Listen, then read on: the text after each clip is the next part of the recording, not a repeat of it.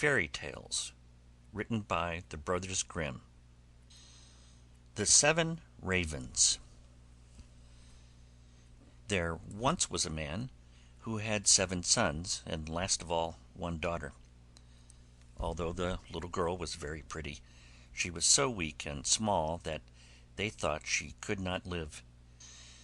But they said she should at once be christened.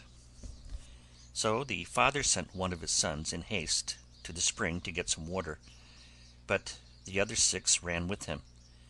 Each wanted to be first at drawing the water, and so they were in such a hurry that all let their pitchers fall into the well, and they stood very foolishly looking at one another and did not know what to do, for none dared go home. In the meantime the father was uneasy, and could not tell what made the young men stay so long. "Surely," said he, "the whole 7 must have forgotten themselves over some game of play."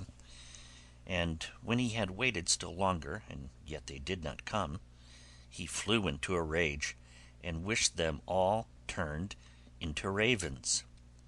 Scarcely had he spoken these words when he heard a croaking over his head, and looked up and saw 7 ravens as black as coal flying round and round.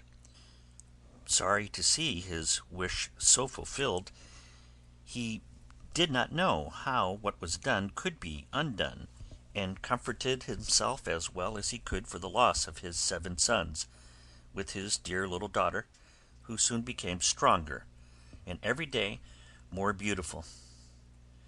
For a long time she did not know that she had ever had any brothers, for her father and mother took care not to speak of them before her. But one day, by chance, she heard the people about her speak of them. "Yes," said they, "she is beautiful indeed, but still 'tis a pity that her brothers should have been lost for her sake." Then she was much grieved, and went to her father and mother, and asked if she had any brothers, and what had become of them. So they dared no longer hide the truth from her, but said it was the will of heaven, and that her birth was only the innocent cause of it. But the little girl mourned sadly about it every day, and thought herself bound to do all she could to bring her brothers back, and she neither had rest nor ease, till at length one day she stole away and set out into the wide world to find her brothers, wherever they might be, and free them, whatever it might cost her. She took nothing with her but a little ring which her father and mother had given her, a loaf of bread in case she should be hungry, a little pitcher of water in case she should be thirsty, and a little stool to rest upon when she should be weary. Thus she went on, and journeyed till she came to the world's end.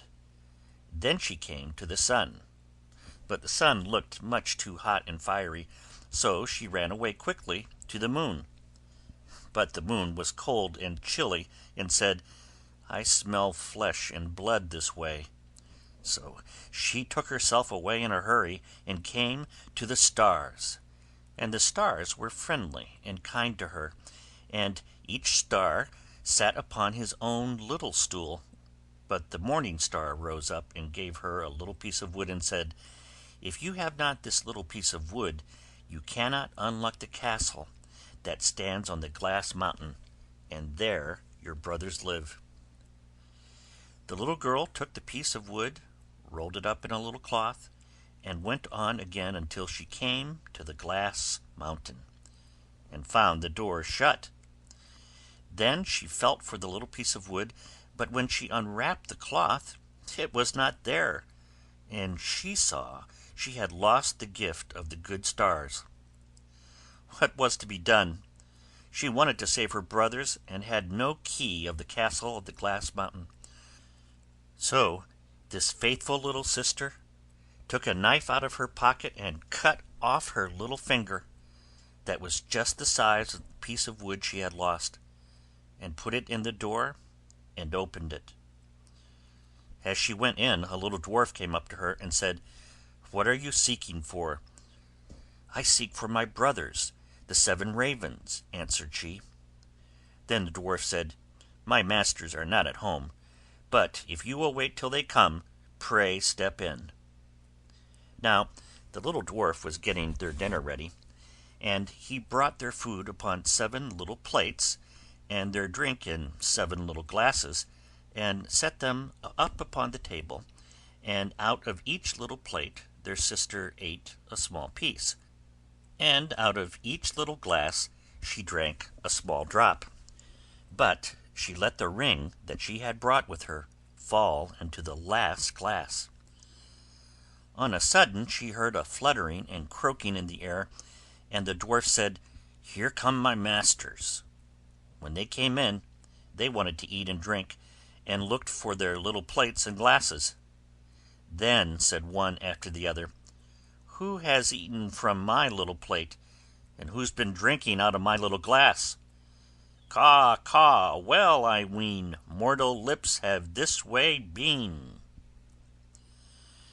When the 7th came to the bottom of his glass, and found there the ring, he looked at it and knew that it was his father's and mother's, and said, "Oh, that our little sister would but come! Then we should be free." When the little girl heard this, for she stood behind the door all the time and listened, she ran forward, and in an instant all the ravens took their right form again, and all hugged and kissed each other, and went merrily home. End of The 7 Ravens.